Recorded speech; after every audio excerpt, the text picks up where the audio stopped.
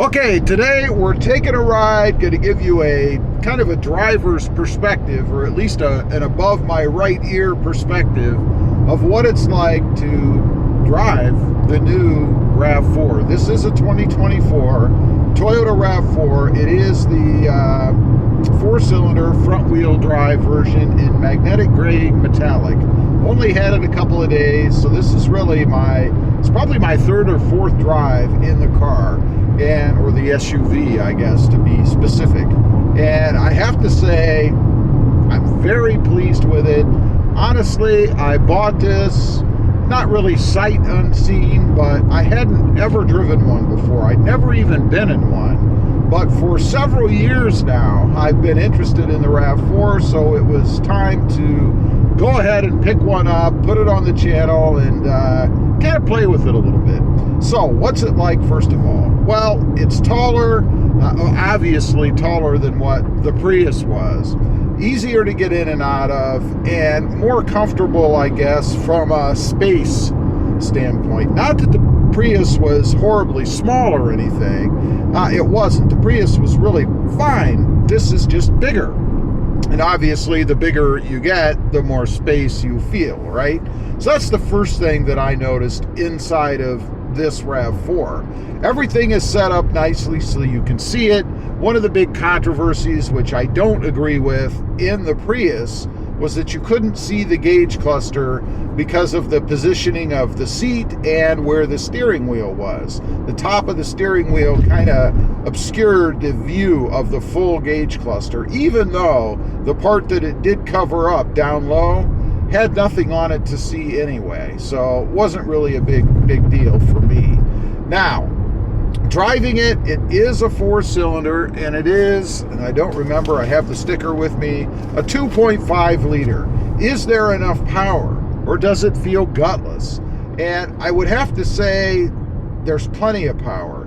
It's not a race car by any means, but it certainly has enough power in it that it's fun to drive. And I like that about it. I am not a big fan of gutless vehicles. I've had them in the past, not for long, and this is not like that. It's got plenty of power for what it is, and it's fun to drive. It handles well. There are different modes down here you can choose from. You can do eco, normal, or sport.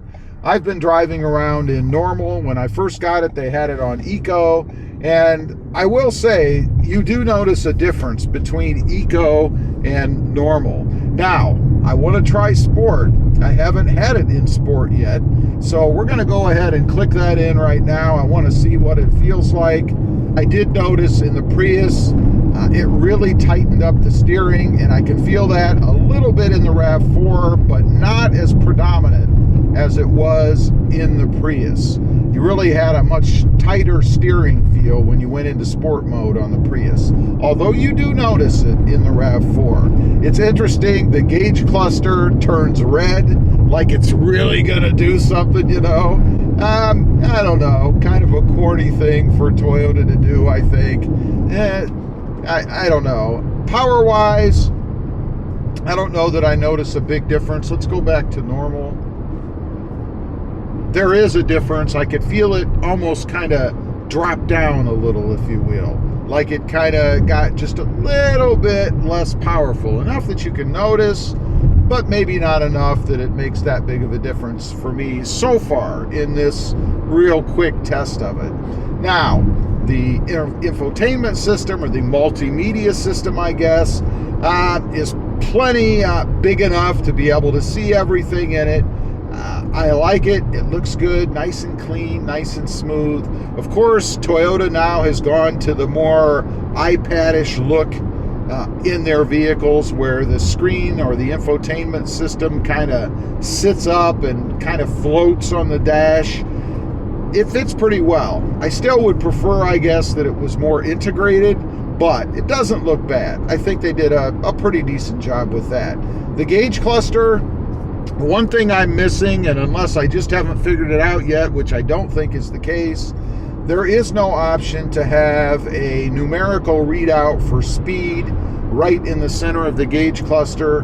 Instead, you have a digital dial or arm, if you will, that you know, kind of runs through. It's kind of like the old needle speedometers, you know, but it's all digital. So, I don't know. I'd rather have a numeric readout in the gauge cluster. It's one thing that I will say I'll miss in this vehicle. It's been quite a while since I've had a vehicle that did not have a numeric kind of digital number when you're driving for speed, right?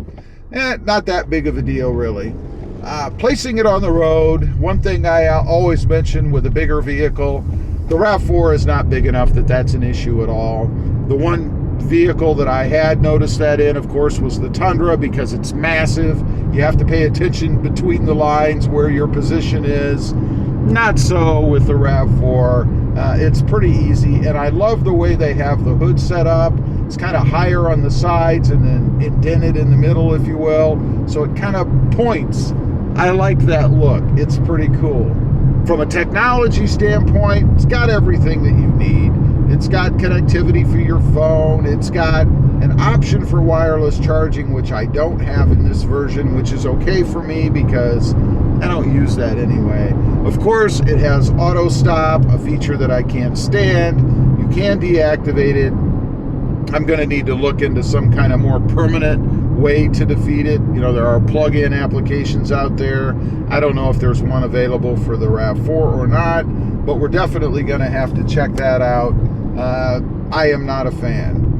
Overall, the vehicle itself, I think it's awesome. Again, this is the first RAV4 I've ever had, and I'm quite happy with it so far. I think it's set up really well, and I think they did a great job with it. Just checking the view there to see what you guys can see. I think it's going to be a good long-term vehicle. I got it so that I'd have more room, be able to haul more people in and more stuff, and I certainly think it's adequate for that. Anything bigger would be overkill for what I need, especially since I have the Toyota Tacoma. Not something that I need to get. Anyway, I just wanted to get on, kind of give you my first impressions of the RAV4. So far, I'm digging it. Haven't found any issues with it. Good, solid, quality Toyota product, as one would expect from Toyota. Leave a comment. Let me know if you've ever had the RAV4. Did you like it? Were there any issues with it? And would you buy it again? I'd just be curious to know. Thanks for watching. Stay safe out there. Bye.